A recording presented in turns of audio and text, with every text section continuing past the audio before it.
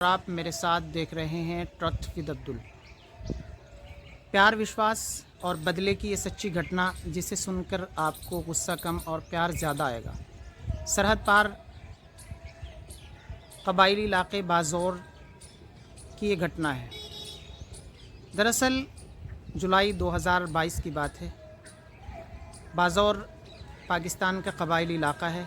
उसी में एक जगह पड़ती है इनायत किला। वहाँ से बाज़ौर पुलिस स्टेशन फ़ोन पहुँचता है कि यहाँ किसी शख्स का कत्ल हो गया और उसी के घर में उसको गोलियां मारकर हलाक कर दिया। पुलिस जब मौके वारदात पे भारी पुलिस बल के साथ इंस्पेक्टर वहाँ पे पहुँचते हैं और वो देखते हैं कि कोई शख्स है जिसको जो बेड पे लेटा हुआ है और उसको वहीं लेटे हुए को गोलियां लगी। पुलिस तमाम एंगल से देखना चाहती है कि कत्ल किसने किया है। वहाँ से बॉडी को उठा के उसका पोस्टमार्टम कराया जाता है और पुलिस तमाम एंगल जांचना चाहती है, देखना चाहती है कि कत्ल हुआ कैसे है। आसपास के लोगों से इस बारे में जब पुलिस जानने की कोशिश करती है तो शुरुआती जांच में पुलिस के हाथ खाली रहते हैं। फिर पड़ोसियों से जब पुलिस जानने की कोशिश करती है तो कुछ चीज़ें पुलिस के हाथ लगती हैं जिनसे पुलिस मशकूक तक पहुंचने की कोशिश करती है। दरअसल पुलिस को उसकी बीवी पे शक होता है क्योंकि पोस्टमार्टम रिपोर्ट में जो खुलासा होता है कि कत्ल रात 1 से 2 बजे के बीच हुआ है और उसकी बीवी जो शोर मचाती है वो सुबह 6 साढ़े 6 बजे शोर मचाती है कि मेरे शोहर को किसी ने कत्ल कर दिया।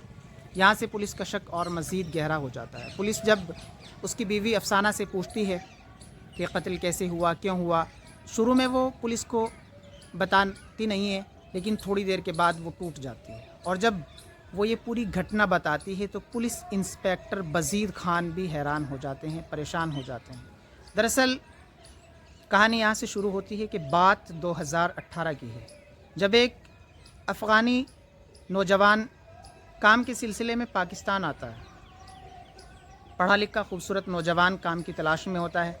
उसे पेशावर में काम मिल जाता है, लेकिन रहने के लिए वो जो इलाका चूज़ करता है, जिस इलाके में वो रहता है, वो होता है इनायत किला, जो बाज़ौर का इलाका होता है।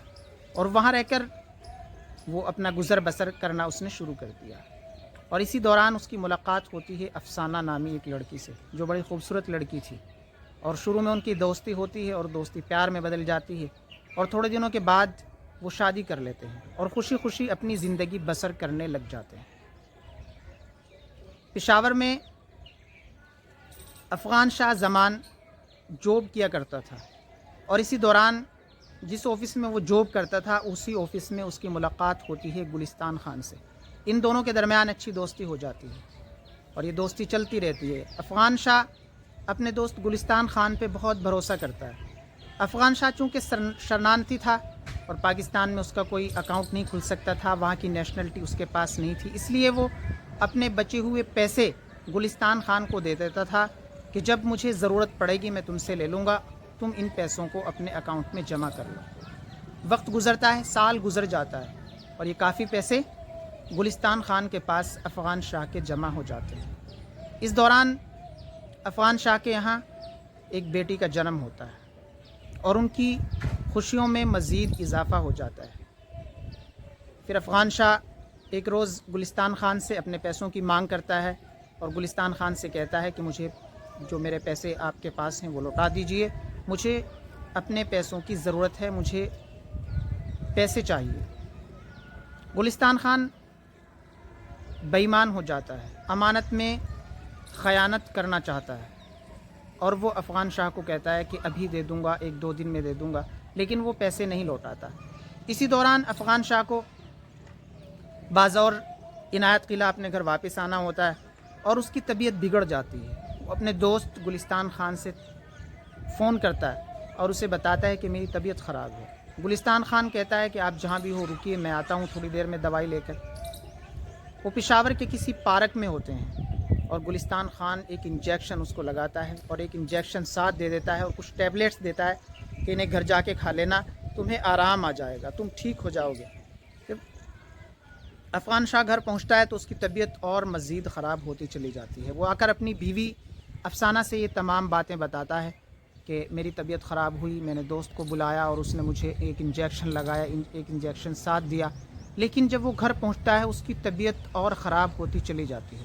افسانہ اس کو لے کر ہاسپٹل پہنچتی ہے، اور جب تک وہ ہاسپٹل میں پہنچتے داخل ہوتے افغان شاہ اس دنیا سے رخصت ہو جاتا ہے اور وہ جاں بحق ہو جاتا ہے، انتقال کر جاتا ہے۔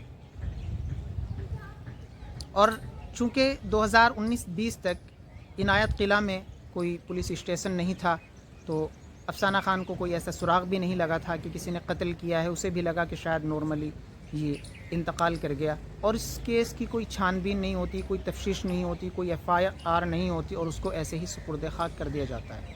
لیکن وقت گزرنے کے ساتھ ساتھ افسانہ خان کو شک ہوتا ہے کہ کچھ چند گھنٹوں پہلے میری فون پہ نارملی بات ہوتی رہی اور میرا شوہر بالکل ٹھیک تھا، اور ان چند گھنٹوں میں اسے کوئی انجیکشن لگایا، کوئی دوائی دی گئی۔ وہ کسی ڈاکٹر کے پاس جا کر وہ دوائی دکھاتی ہے تو پتہ چلتا ہے کہ وہ کچھ اچھی دوائی نہیں تھی، اور اس دوائی سے تو جان جا سکتی ہے، اور یہ بھی خطرے کی دوائی ہے، اور اسے کوئی جو انجیکشن تھا وہ بھی کوئی اچھا انجیکشن نہیں تھا۔ تو یہ چیزیں اس شک اور گہرا کر دیتی ہیں۔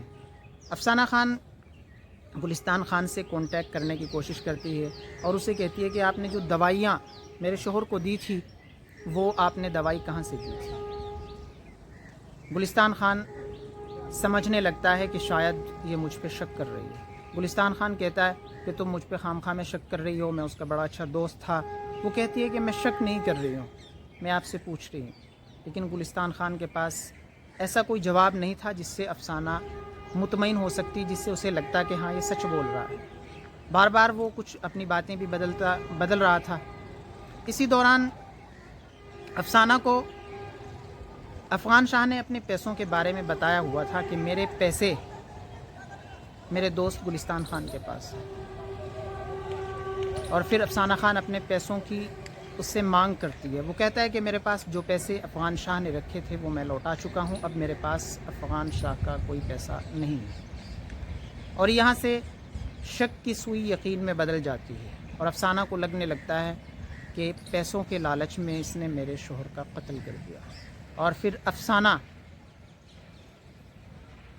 جب پولیس کو یہ پورا افسانہ سناتی ہے تو پولیس بھی حیران ہو جاتی ہے، پریشان ہو جاتی ہے کہ یہاں سے اس نے سوچا کہ اس شخص کو جس نے میرے شوہر کو قتل کیا ہے اسے کیسے قتل کرنا ہے۔ شروع میں اس نے بہت سارے راستے تلاشے کہ اس کے گھر میں ڈاکہ ڈلوایا جائے، اس کو برباد کیا جائے، لیکن اسے کوئی راستہ نظر نہیں آ رہا تھا۔